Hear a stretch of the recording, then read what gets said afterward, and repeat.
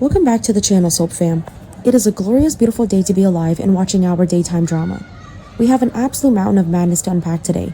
So grab your snacks, get comfortable, and let's dive straight into the deep end of the drama. I am literally screaming at my television right now. I cannot even process what just happened on my screen. I mean, we all saw the rumors swirling online for the past few weeks. We all heard Alexa Forrester casually name-drop Quinn Fuller a little while ago, and we all thought, okay, maybe the writers are just teasing us. Maybe Rena Sofer is just in talks and they are testing the waters. But no, she is back. Quinn Fuller is officially back in Los Angeles, and I am losing my absolute mind typing this right now. But wait, let me back up because my hands are literally shaking as I type this, and I need to get this out of my system before I explode. I've been watching the show religiously since 2015, and I've seen some genuinely crazy returns. I remember when Sheila came back from the dead. I remember when Taylor Hayes showed up out of nowhere to shock us all. But this takes the absolute cake. Because Quinn didn't just slink back into town to beg Eric Forrester for forgiveness. She didn't come crawling back to the Forrester mansion with her tail between her legs asking for a second chance. Nope. She walked right into Logan Designs. Yes, Logan Designs. Katie Logan Spencer's brand new, highly controversial fashion house. I am sorry, but Katie is officially the most savage, brilliant character on this entire soap opera right now. Am I the only one who thinks Katie deserves a standing ovation for this masterstroke? Because let's look at the actual facts here and break down exactly why this is the greatest revenge plot of the decade. Let's talk about Eric Forrester for a second. I love the patriarch, I really do. But what he did to Katie was completely and utterly unforgivable. He promised her the world. He told her they were going to stand at the end of that runway with their arms raised in victory. Those were his exact words. He took her money, he completed the commissioned designs, he built her confidence up when she felt like she was living in Brooke's shadow, and then what happened? Ridge snaps his fingers, says, "Come on, Dad, come back to your own company." And Eric just drops Katie like a bad habit. No phone call, no apology, just leaves her hanging out to dry.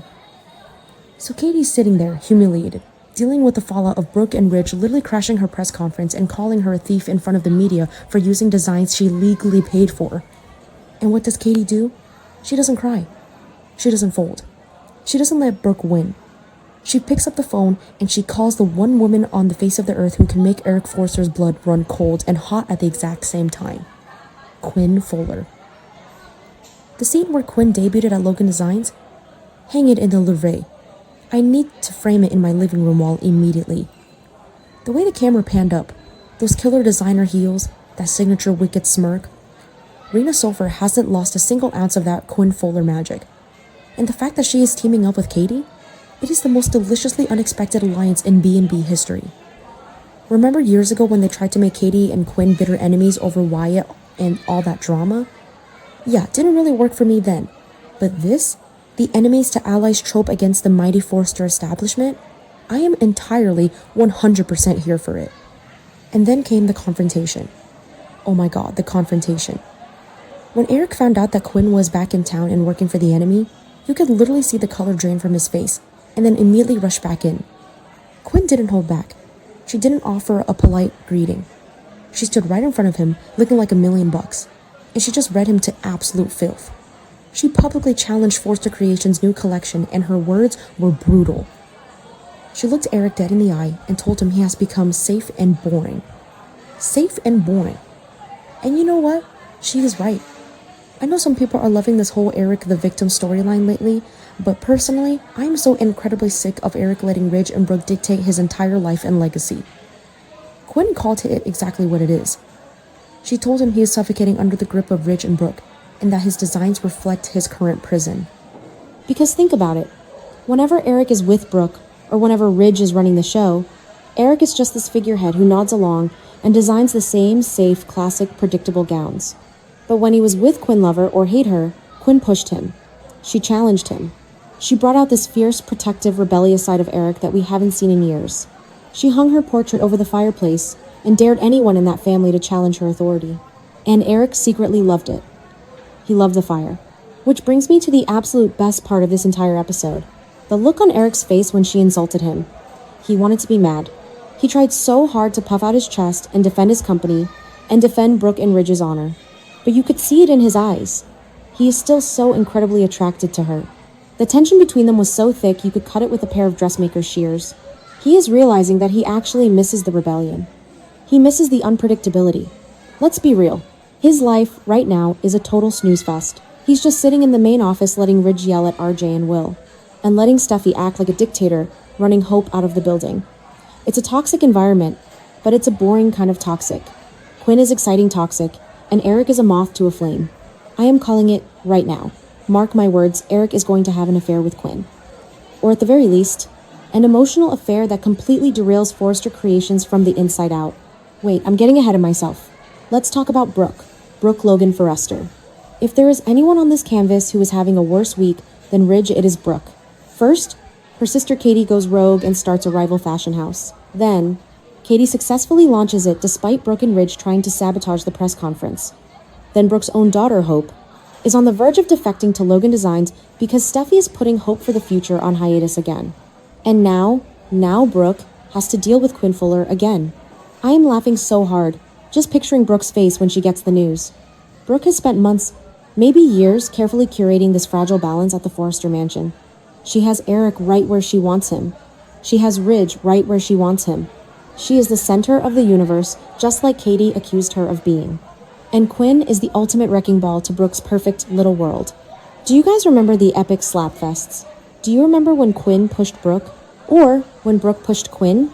Or the whole juice box vodka incident that nearly ruined Brooke's sobriety? These two women have a history of absolute, unadulterated warfare. And Brooke knows that Quinn doesn't play by the rules. Brooke is terrified, and she absolutely should be. Because Quinn isn't just fighting for a man this time around. She is fighting for a fashion empire. She has the backing of Bill Spencer's billions, she has Katie's strategic, vengeful mind, and she has her own ruthless ambition driving her. This is no longer just a business rivalry about dresses and fabrics. This is a bitter, deeply personal, romantic, and corporate war. Katie and Quinn versus Brooke and Ridge, with Eric caught right in the middle realizing he might be fighting on the wrong side. Because let's face it, Eric's heart was in that Logan collection. He designed those pieces. And now Quinn is going to elevate them with her incredible jewelry and her styling. And can we talk about the jewelry for a second? Forrester Creations has a massive void right now in that department. Elektra is dealing with all her RJ and Will drama. Ivy is on her way out the door. And Steffi is entirely too busy policing Taylor and Deacon's love life to actually run the company properly. Quinn stepping into Logan Designs gives Katie the ultimate edge. It is a brilliant business move that also serves as a psychological weapon against the Forresters. Okay, back to the point. The psychology of Eric right now is fascinating to me. He left Katie because he felt he needed to be loyal to his family, but his family treats him like a mascot. Ridge talks down to him constantly. Brooke coddles him. Quinn respects his talent, but she challenges his complacency. When she told him he was boring, it was like a physical slap to the face that woke him up from a 10-year coma. I am just imagining the upcoming scenes and getting chills. Imagine the first time Eric has to sit in a boardroom or at a press event and face Quinn across the room. Imagine the fashion showdown on the runway. Forrester Creations puts out their safe, elegant, predictable line, and Logan Designs puts out something fierce, edgy, and completely unpredictable. Eric is going to look at Quinn's work and realize he made a massive mistake going back to Ridge. I know some people are probably groaning right now. I know the Quinn haters are out there typing furiously on Twitter and in the forums about how she's toxic and she ruined Eric's life before and she shouldn't be back. But you cannot deny that Rena Sofer brings a level of electricity to the show that has been desperately missing for over a year. We need a villain who isn't just Sheila hiding in the bushes with a knife. We need a corporate villain. A glamorous, high-fashion, unapologetic villain who fights in the boardroom and the bedroom. And is she even a villain in this scenario? Contradicting myself here, but think about it. Katie is the one who got screwed over. Eric is the one who broke his promise.